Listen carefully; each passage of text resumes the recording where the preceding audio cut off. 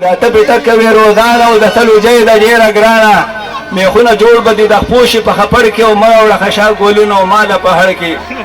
په ګرمۍ کې زړونه را پړسېږي او سترګې هم تورې تورې کېږي بیا به د غوښې را ونډوم په کمې او تړ کې او ما راوړه خشا ګولونه او ماله په هړ کې په ګرمۍ کې یره د مچۍ وي او هم د مارانو د لنډۍ وي ګرمۍ کې یره د مچۍ وي او هم د مارانو د لنډۍ وي نو ماشي بنګارې به کوي درته بیکړ کې او ما راوړه خشا ګولونه او ماله په هړ کې او